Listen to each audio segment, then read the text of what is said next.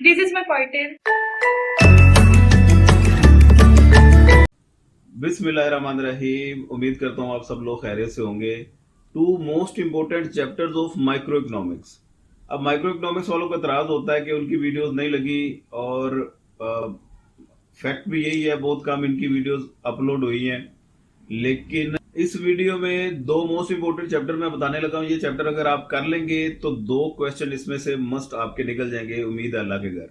तो सबसे पहला जो इंपॉर्टेंट चैप्टर है वो है कंज्यूमर बिहेवियर के नाम से। आपके पास मीशाहिद की बुक है, सैमुअलसन की बुक है, मैनक्यू है, या अमजद अली भट्टी है। इनमें नाम यही होगा कंज्यूमर बिहेवियर। अमजद अली भट्टी ने इनको सब डिवाइड किया हुआ है चैप्टर्स को।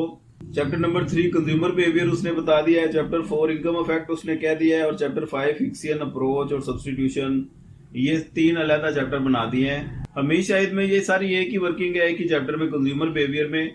और ये आप कंज्यूमर बिहेवियर वाला अगर डिटेल में कंप्लीट चैप्टर कर लेते हैं तो आपका इसमें से एक क्वेश्चन निकल सकता है। टॉपिक कौन कौन से करने हैं? सबसे पहले तो law of diminishing marginal utility, law of equi marginal utility, indifference curve, इसकी properties, marginal rate of substitution, ये तमाम बजट लाइन, ये सारा काम कर लेंगे। इन पे 10-10, 12-12 नंबर के वो नोट पूछ लेता होता है इनमें से किसी में, खासतौर पर इंडिफरेंस कर्व, उसकी प्रॉपर्टीज और मार्जिनल रेट ऑफ सब्सटीट्यूशन पे।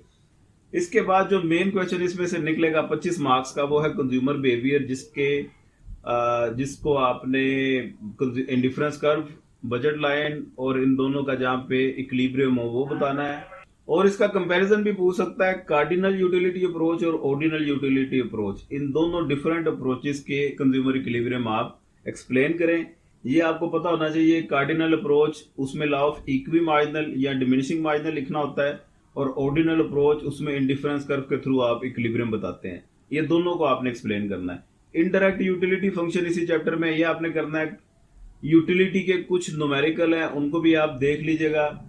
इसके अलावा जो मोस्ट इंपोर्टेंट काम आपने इस चैप्टर में से करना है वो आपको प्राइस इफेक्ट पता होना चाहिए, इनकम इफेक्ट पता होना चाहिए, अलग-अलग नॉर्मल गुड्स केस में क्या होता है, इंफीरियर में क्या केस होता है। इसके अलावा जो ज्यादा जरूरी काम है वो प्राइस इफेक्ट इक्वल है income effect plus substitution effect, ये आपको बताना आना चाहिए मैथमेटिकली और डायग्रामेटिकली। ये प्रूव करें आप। इसमें भी आपने नॉर्मल गुड्स केस में, इंफीरियर केस में और गिफन गुड्स केस में ये सारा काम आपको पता होना चाहिए। हिक्सियन अप्रोच क्या है, स्लट्सकी अप्रोच क्या है, मार्शल की अप्रोच क्या है, इन तीनों का वो कंपैरिजन पूछ सकता है।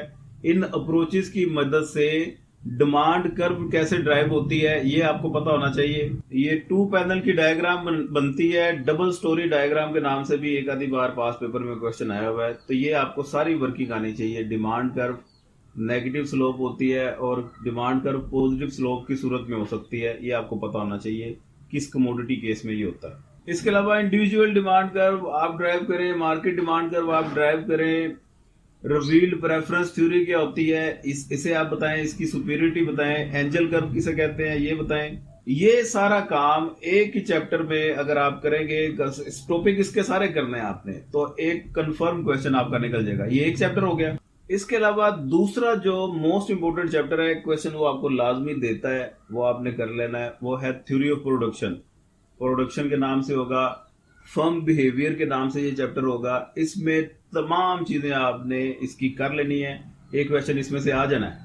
आ जाना का मतलब समझते हैं ना कि आ गया, तो तैयारी इसकी स्टार्ट कर दें। वीडियो कंप्लीट करने के बाद अभी शोर के लिए आपने जाना, आगे जरूरी चीजें बताने लगा हूं। इसमें करना क्या क्या आपने, एक तो आप इसमें देखेंगे प्रोडक्शन फंक्शन क्या होता है, लॉ ऑफ वेरिएबल प्रोपोर्शन क्या है, कोप डोगलास की प्रॉपर्टीज। ये नाम के साथ आपको 7 प्रॉपर्टीज हैं, 7 की 7 आनी चाहिए।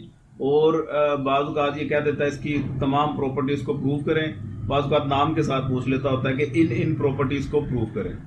ये काम करने के बाद आपने आ जाना है फर्म बिहेवियर का जो काम है वो कंज्यूमर बिहेवियर से मिलता जुलता है। इंडिफरेंस कर्व और बजट लाइन की मदद से वहां पे निकलता था कंज्यूमर बिहेवियर, और यहाँ पे फर्म बिहेवियर निकलेगा आइसो कॉस्ट और आइसो कांट की कर्व की मदद से।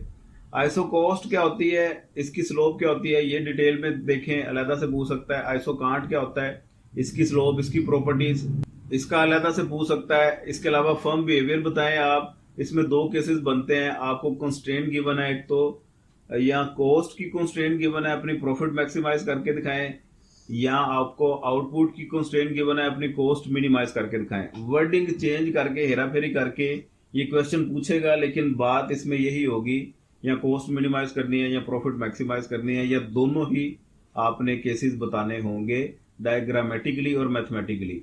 तो ये आपको ये किस किस एंगल से पूछ सकता है, आप कोई भी बुक देख लें, उनमें क्वेश्चंस लिखे होंगे कि इनके क्या क्या क्वेश्चन, वर्डिंग क्या क्या वो इस्तेमाल कर सकता है। इनके न्यूमेरिकल आपको वो भी देखें, खास तौर पे प्राइस लेबर की, प्राइस कैपिटल की और बजट ये गिवन होगा, वो कहेगा कि प्रॉफिट मैक्सिमाइज करके दिखाएं, कॉस्ट मिनिमाइज करके दिखाएं। कंस्ट्रेंट ऑप्टिमाइजेशन की वीडियो मौजूद है मेरे चैनल पे, आप सर्च करेंगे मिल जाएगी आपको। ये आपको सारा काम इसके न्यूमेरिकल का भी आना चाहिए। MRTS, minor rate of technical substitution, जिसे स्लोप ऑफ आइसोकांट भी कहते हैं, इसके ऊपर डिटेल नोट लिखें। इसके ऊपर तो 10-12 नंबर का अक्सर वो नोट पूछ लेता होता है, तो ये आपको पता होना चाहिए। Optimal factor combination, least cost optimisation, ये भी इसके इसी के डिफरेंट नाम है। इसके अलावा आपको रिटर्न टू स्केल अलग से भी पूछ सकता है, increasing return to scale, decreasing return to scale, constant return to scale. Law of variable proportion में वैसे ये तीनों रिटर्न टू स्केल आ जाते हैं, लेकिन इनकी अलग-अलग डायग्राम भी है, आसान ही है, एक आधी डायग्राम है तीनों के लिए। जो इंक्रीजिंग, डिक्रीजिंग, कांस्टेंट है, इन तीनों के लिए एक जैसी डायग्राम है, बस हल्का सा डिफरेंस है। वो कॉन्सेप्ट आपको समझ आ गया तो बहुत आसानी हो जाएगी। इसके भी सारे नोट्स अवेलेबल है, किसी को चाहिए हो वो राब्ता कर सकता है। तैयारी हमारी ऑनलाइन क्लासेस स्टार्ट हैं, किसी ने ऑनलाइन प्रेपरेशन करनी हो वो भी बता सकता है हमें। और इसके अलावा इसमें मैं देख लूँ कोई मजीद चीज़।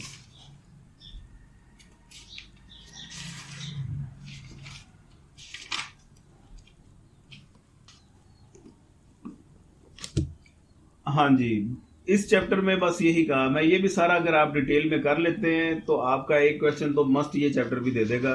तो ये 2 चैप्टर का मतलब है आधा पेपर आपका हो गया, 50 नंबर का हो गया, तो 40 वाला वैसे पास होता है, तो आपको और क्या चाहिए। ये पूरी बुक में से 2 चैप्टर ऐसे बता दिए हैं, अगर ये भी आप ना करें और उसके बावजूद आप लोगों की सप्ली आ जाए तो अल्लाह ही हाफिज है। फिर तो किसी ने इसकी ऑनलाइन तैयारी करनी हो राब्ता कर सकता है। नोट्स इसके सारे बड़े मजे के अवेलेबल हैं, नोट्स चाहिए हो वो राब्ता कर सकता है।